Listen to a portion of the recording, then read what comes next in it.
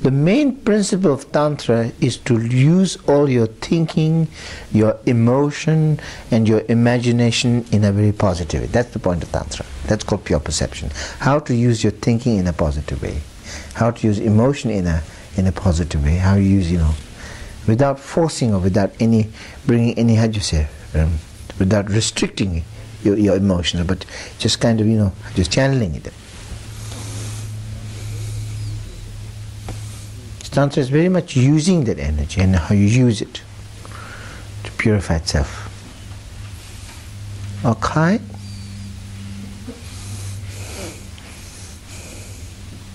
Okay?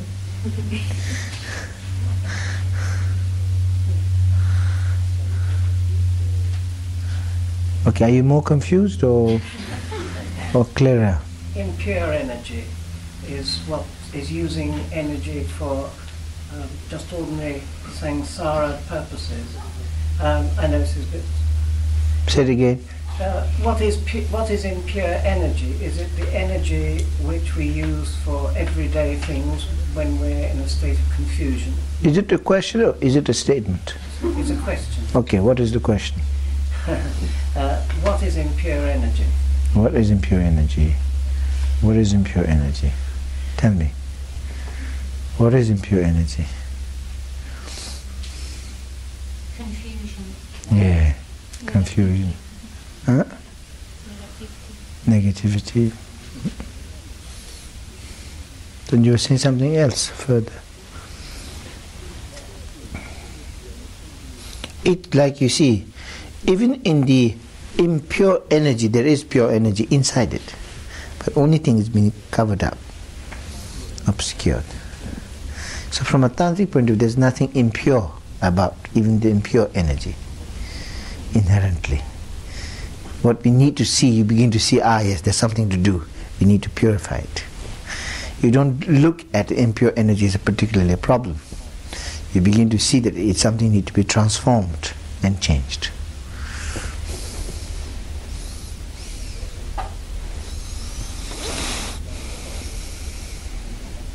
For example, Tantra. I'm not teaching this now, but in the latter stage of Tantra, actually there are practices to transform desire. There are actually practices to transform anger.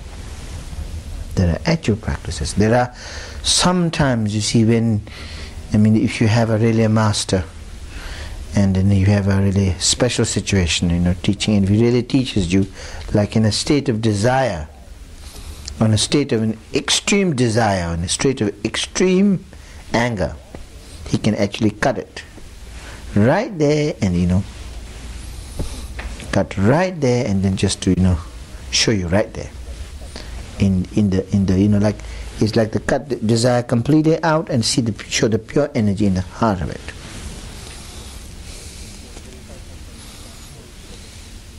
That's why sometimes in Tantra also said if you are a very very desirous person, if you're a very desire type of person, you have one practice to do. If you're a very angry person, there's another practice to do. There are different practices. You work with your particular negative emotions as your as your potential. You don't see them as a problem, you see them as your potential. Because as you have a particular problem, that's your particular asset. You understand?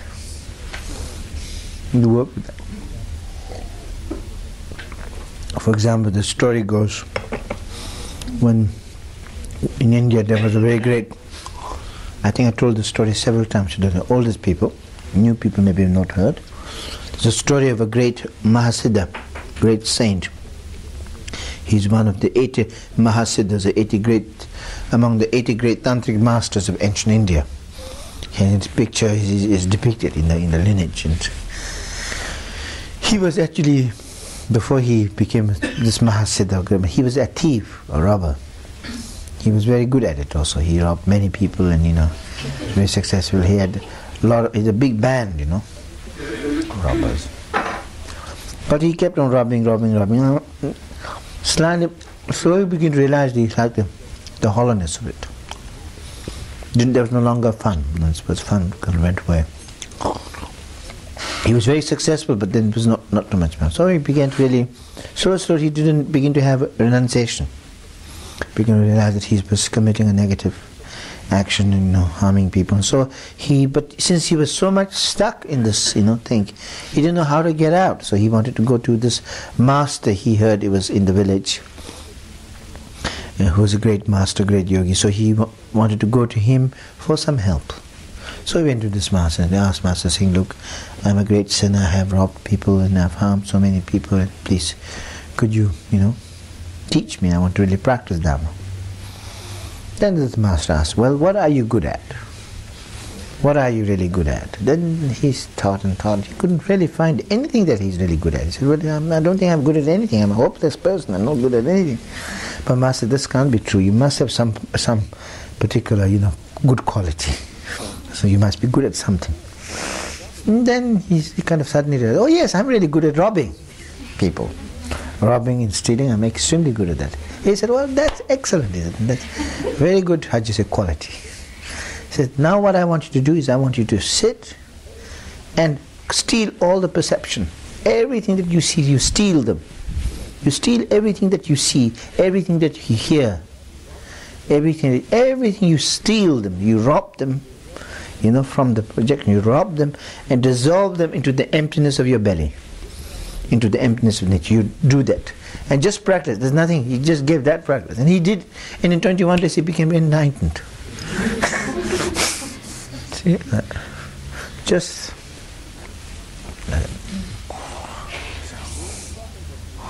So the very problem that you may have is the very, means to your liberation. That's sometimes the Tantric approach, is using the skillful means of transmuting. Yes, that's what it is. Is that clear?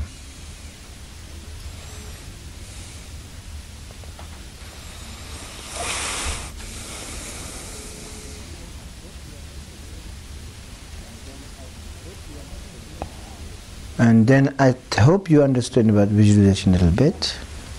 I haven't given a specific practices yet, which I will do in the weekend, those of you who are interested. Rest of you just want to come and hear about Tantra. Well, these 3 days are for just people who want to hear about Tantra. But people who want to practice, then, if you want to, you can come over the weekend. Even, actually, I did give you some practice. I gave you a mantra yesterday. I gave you a mantra yesterday, 2 mantras in fact. And then also yesterday explained very thoroughly the benefit of mantra. I read out a text of a teaching, which was actually very clear, isn't it? Very well argumented, very well argued. And then prior to that also I explained to you how the mantras work. Now are there any questions?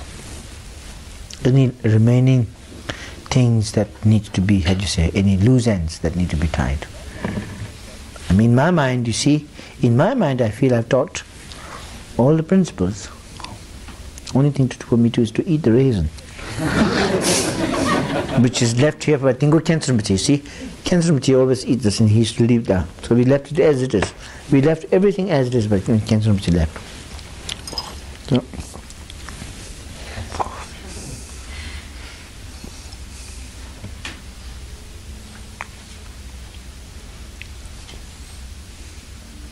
any questions? Anything that you've been wondering, or before you came here you had some idea about Tantra, so do tell me.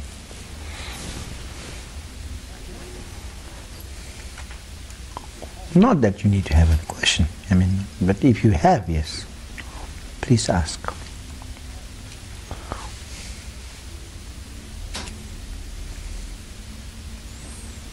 Do you have a similar story to the one that's given about robbing, about somebody who was angry? Huh? Do you have a similar story about someone angry? Oh yes.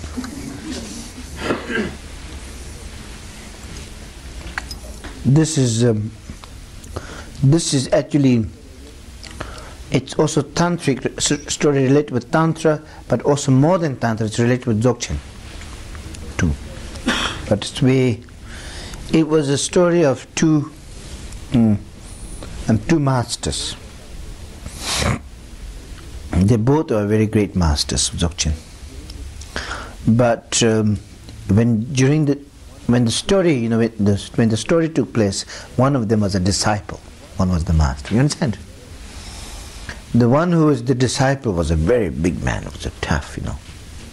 He was always a man who never takes any nonsense from anybody. He's ready to box at any people, you know. He was really, and he used to always carry a spear with him. And they were traveling. And Tibet is actually quite a wild place, by the way. There are a lot of robbers also. And you know, you have to really protect yourself.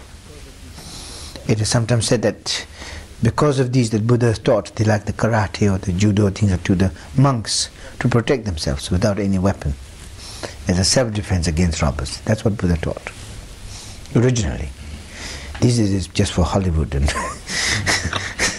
or for the Hong Kong, you know, just to do.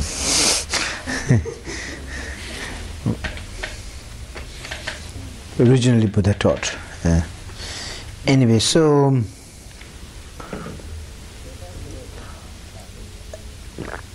as they were traveling, a group of robbers came and stopped them. And kind of, you know, like hands up. They didn't have a gun, you know, but you know, like hands up, you know, give you all your money and everything you have, you know. So, well, they allowed them to open, and they opened everything. They didn't find anything. They didn't find anything, you know, worthwhile stealing, robbing. But then the thief, the robber, was quite a, you know, he was quite brilliant. He was quite intelligent. He was no fool. And these two lamas were going from East Tibet to Lhasa, you know, and the Lhasa was still quite far away.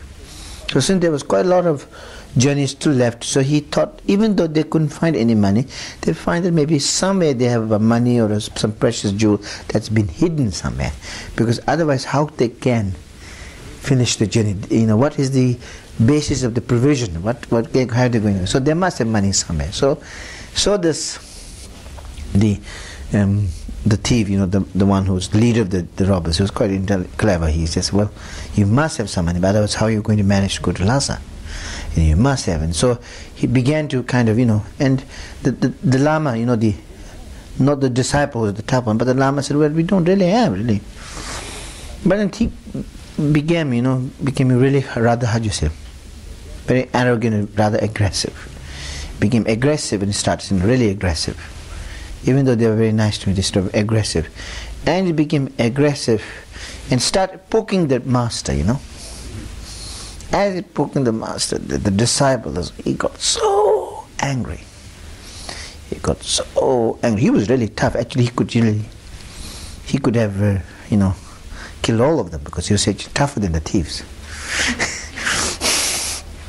He was really tough. He had the spear, and he was so angry. Just do the spear. He was filled with such a tremendous anger, and he was about to kill, you know, fight. At that moment, the teacher said, "Look, you know, if you do it like that, then you and our connection is finished, you know. If you do this moment, if you're really sure." And the teacher said that or did something